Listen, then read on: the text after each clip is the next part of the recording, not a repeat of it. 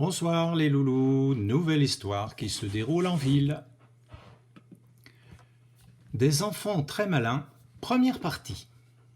Il était une fois un quartier de grande ville où les espaces verts et les arbres se serraient dans de tout petits espaces rabougris.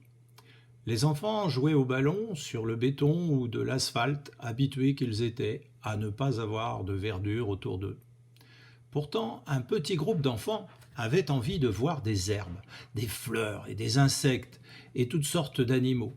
Chacun se posait des questions sur la meilleure façon de faire revenir les oiseaux dans leur quartier. Mais voilà, l'un d'eux avait lu à l'école qu'on pouvait accrocher des nichoirs pour que les oiseaux s'y installent.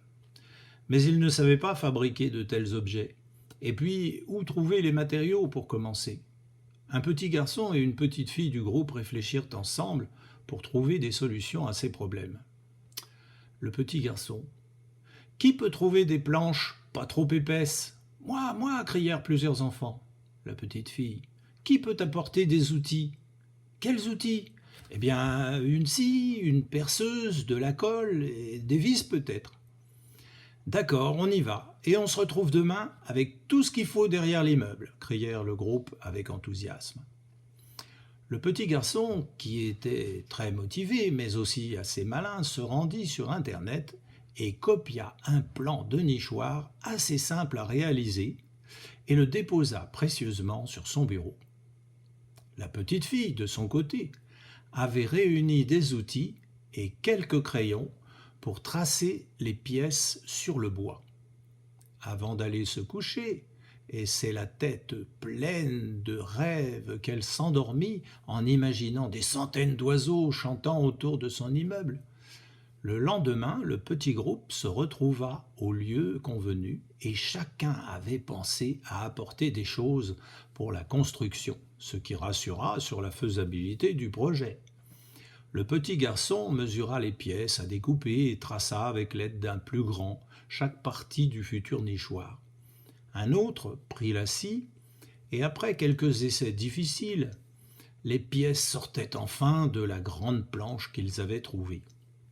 La petite fille, qui avait réfléchi au meilleur moyen d'assembler les pièces, prit de la colle et des clous, plus quelques petites vis, et la maisonnette pour les oiseaux fut enfin prête. Mais elle devait encore sécher pour être solide. Il fallut attendre le lendemain pour penser à la fixer quelque part. Il fut décidé, en accord avec le gardien, de fixer le nichoir sur un poteau en béton au moyen de la perceuse du gardien. Lui-même. De longues semaines passèrent avant qu'enfin le petit garçon vit les premiers oiseaux s'accrocher devant le trou du nichoir. Mais alors, quelle victoire! Enfin des mésanges venaient là dans leur quartier et voletaient joyeusement. Le petit groupe était heureux d'avoir réalisé quelque chose ensemble et d'être satisfait du résultat. Ils fêtèrent l'événement en chantant et dansant face au poteau devenu magique pour eux.